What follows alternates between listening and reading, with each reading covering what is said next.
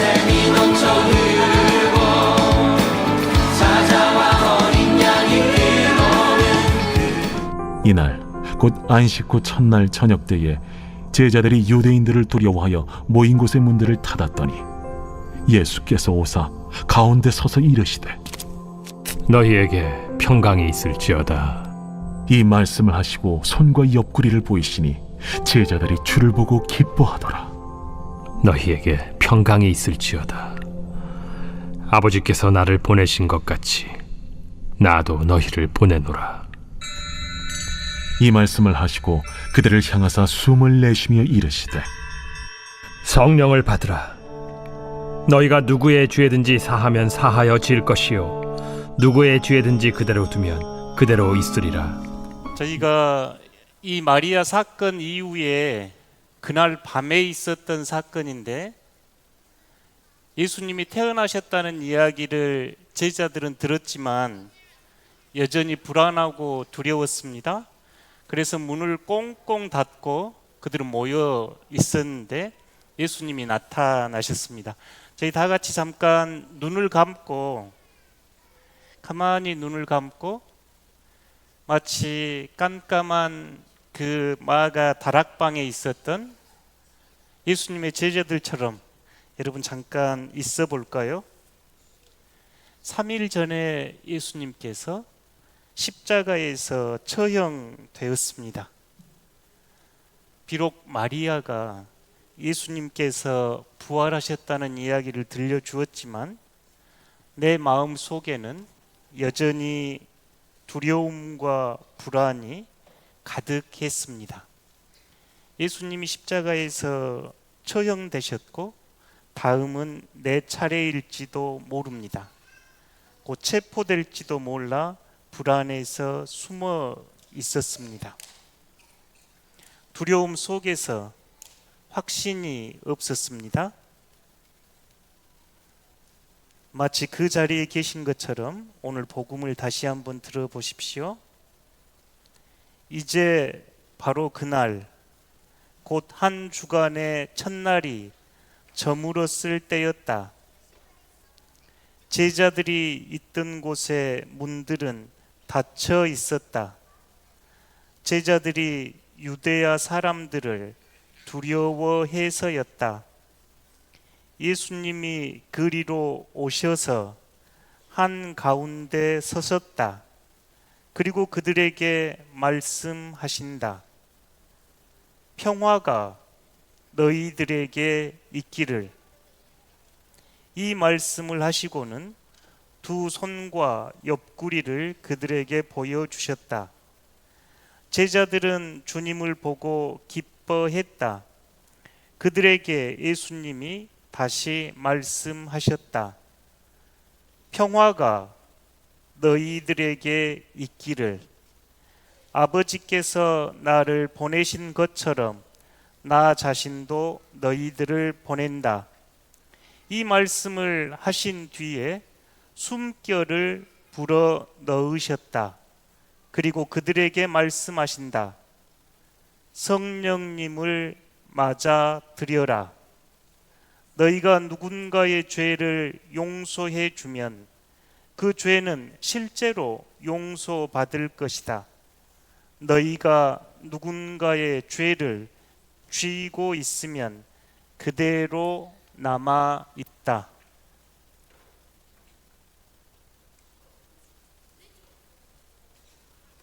이제 눈을 뜨셔도 되겠습니다. 제자들은 유대 사람들이 무섭고 두려웠습니다. 여러분이 복음을 읽을 때 제자들의 두려움이 느껴지신가요? 방문이 닫혀 있는데 방 한 가운데로 예수님께서 오셔서 너희들에게 평화가 있기를 말씀하실 때 여러분은 그 음성 들으셨습니까? 예수님께서 거듭 평화의 인사를 나누며 아버지께서 나를 보내신 것처럼 나도 이제 너희를 보낸다 하실 때 여러분 마음은 어떠셨는가요? 그리고 예수님께서 숨을 후 내쉬며 여러분에게 성령님을 맞아 들이십시오 하실 때 여러분의 마음은 어떠셨을까요? 오늘 복음의 현장으로 여러분을 초대해 보고 싶습니다. 믿고 따랐던 예수님, 나약한 한 인간의 모습으로 십자가에서 돌아가셨습니다. 아무 힘도 쓰지 못하고 로마 병정들의 창에 또 로마 병정들의 못질의 십자가에 박히셔서 그곳에서 다 이루었다 하시면서 목숨을 잃었습니다. 그 모습을 본 제자들의 마음은 어땠을까요? 내 삶의 희망이 사라져 버렸구나. 너무너무 비참하다. 내가 이분을 그리스도 메시아로 믿고 따랐는데 이렇게 십자가에서 허망하게 돌아가시다니, 나는 어디로 가야 할까? 나는 무엇을 하며 살아야 할까? 내 희망은 다시 어디에 있을까? 이 묻는 그 자리가 방문이 굳게 닫혀서 차마 두려워 밖으로도 가보지 못하는 그 자리입니다. 유대인들이 무서워 방문을 닫고 있습니다. 여러분의 마음은 어떠신가요? 여러분의 마음도 혹시 상처 때문에, 실패 때문에, 아니면 막중한 어떤 일로 마음이 굳게 닫혀 있지는 않는가요? 마음을 꽁꽁 닫고 옆 사람과 우정을 나누지 못하고 이 사회 안에서 단절되어 홀로 두려움 속에 갇혀 있습니까? 여러분 마음의 깊은 방은 닫혀 있지는 않는가요? 하나님께로부터 닫혀 있고 옆에 사람들로부터 닫혀 있고 이 세상으로부터 닫혀 있는 여러분 마음 깊은 곳에 그 방이 있을까요? 그런데 오늘 복음의 희망은 바로 그 자리 한 가운데로 주님께서 나타나셔서 평화가 너희에게 있기를, 평화가 너희에게 있기를, 평화가 너희에게 있기를 말씀하십니다. 제자들은 실패와 두려움 속에 주님을 배신한 그 죄책감이 컸음에도 주님께서는 그곳에 나타나셔서 평화의 인사를 나누며 평화가 너희에게 있기를, Peace be with you, Peace be with you. 예수님이 주는 평화는 이 세상이 주는 평화와 다릅니다. 예수님께서 우리에게 주신 평화는 우리의 삶의 자리가 여전히 요동치고 여전히 내가 보잘것없어 보여도, 여전히 내가 깨지고 상처 입은 존재일지라도, 여전히 두렵고 불안할지라도 그 안에 부활하신 주님이 방 한가운데로 다가오셔서 평화가 너희에게 있기를 말씀하신 그 평화가 우리에게 임한 그리스도의 평화입니다. 이 아침 사랑하는 우리 자녀들과 성도들에게 그리스도의 이 평화가 있기를 진심으로 기원합니다. 부활하신 주님이 주신 평화가 여러분과 함께 하시기를 바랍니다. 주님이 주시는 평화는 나 개인의 한 사람의 마음의 평화가 아니라 이 사회를 따뜻하게 만들고 이 세상에 전쟁을 종식시키는 참된 평화를 불러옵니다. 부활하신 주님이 주시는 평화는 실제 저희 마음속에 임하는 평화요, 이 평화를 가지고 살 때 이 땅에 참된 평화가 임합니다. 그 이야기를 저희가 짧은 동영상을 통해서 함께 나누어 보고자 합니다. 그 평화의 능력이 삶의 현장에서 어떻게 나타나는지 잠깐 시청하여 주십시오. ออกมานี่เลยนะไอ้ขี้ขโมยเอาอะไรไปออกมานี่ไปทำอะไรเนี่ยฮะจะเอาไปทำอะไรเอาไปให้แม่ แม่ป่วยเหรอหมวยเกาเหลา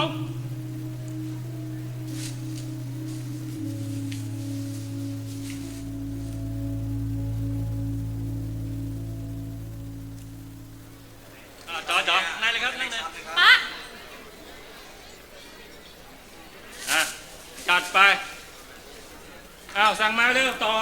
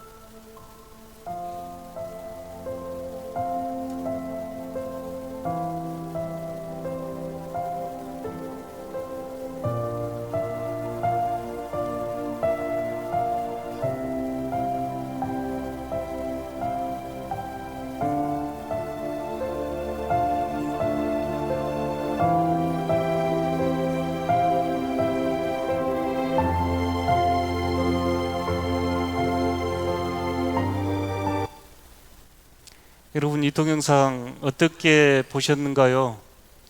이 국수가게 아저씨, 그 소년이 엄마의 약을 훔쳐서 도망쳤을 때 그 아이를 정죄하고 나무라지 않고 그 아이의 약값을 대신 내어주고 자신의 국수를 또 담아서 아이에게 주었습니다.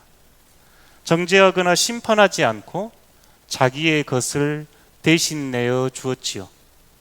저희가 예수님의 십자가 이야기할 때 우리가 어떤 받을 가치가 있어서가 아니라 주님께서 우리를 위하여 자신의 목숨을 내주었다 이야기합니다. 평화는 이렇게 자신의 마음 안에 있는 것이 아니라 세상을 향하여 자신의 것을 주고 나누어 줄 때 펼쳐집니다. 주님께서는 우리의 용서가 이 세상의 죄를 용서할 것이라 말씀합니다. 부활의 아침 평화의 인사를 나누는 여러분, 그리스도의 평화의 사도가 되셔서 이 땅에 평화를 실천해 주십시오.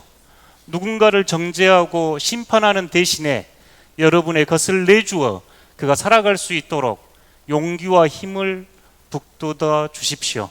평화의 사도들이 걷는 길, 이 땅에 평화가 임할 것입니다.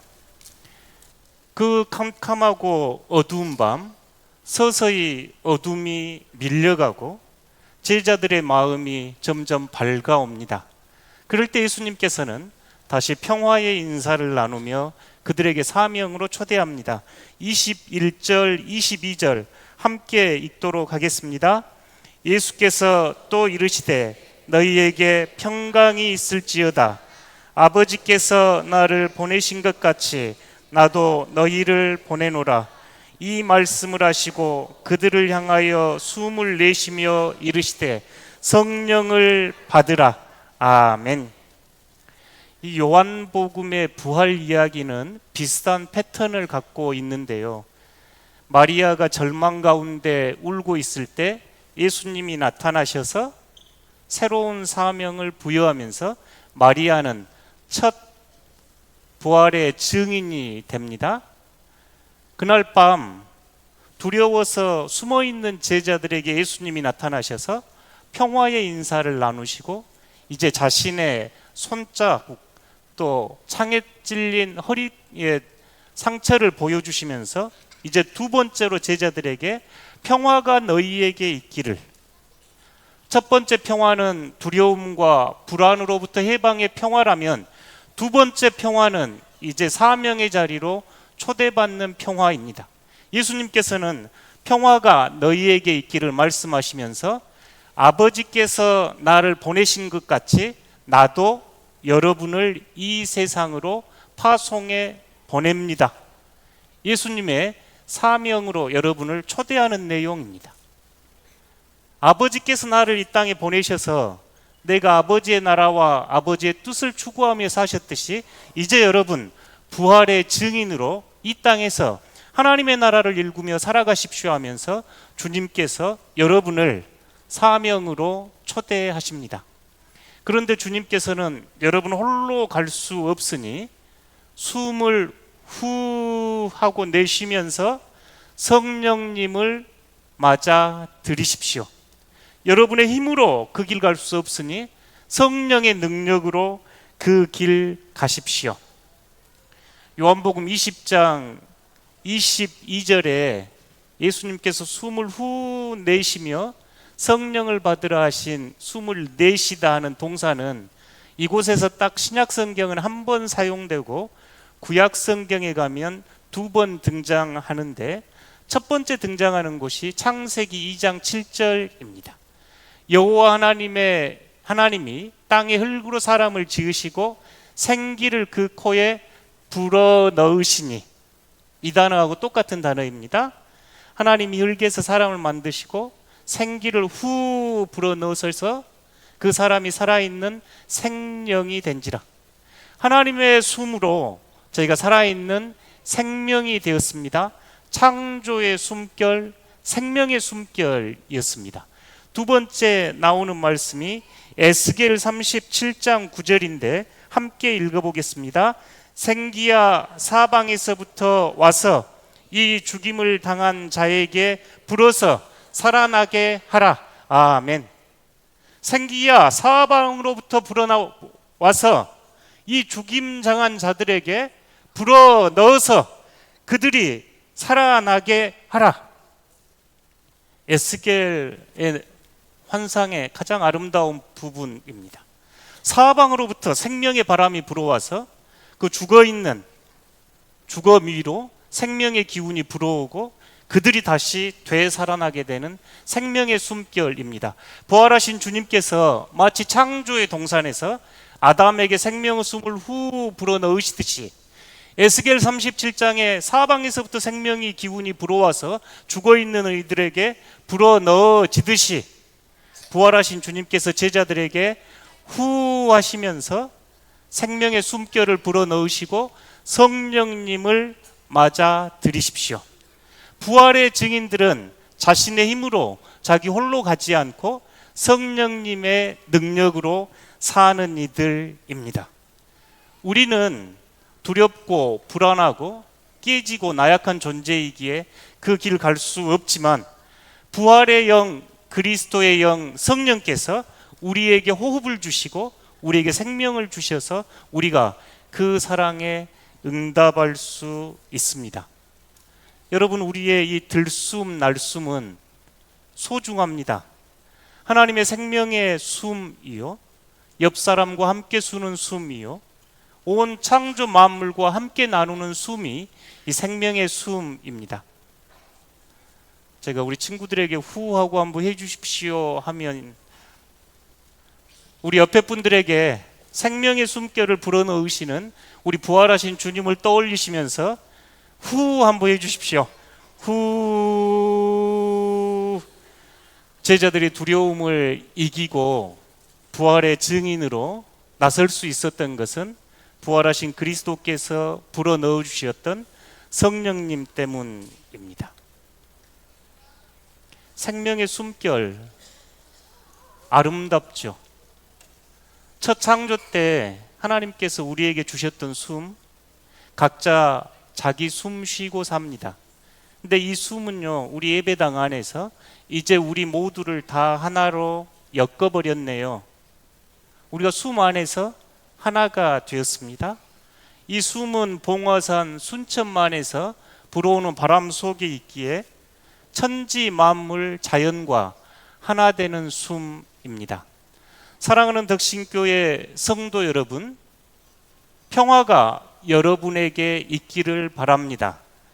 부활하신 주님께서 여러분에게 숨을 내쉬며 성령님을 받으십시오 말씀하셨습니다. 그 숨을 쉬고 사시는 성도 여러분, 하나님과 이웃과 천지 만물과 평화를 이루는 복된 삶 되시기를 진심으로 기원합니다. 기도하겠습니다. 사막의 샘이 넘쳐 흐르고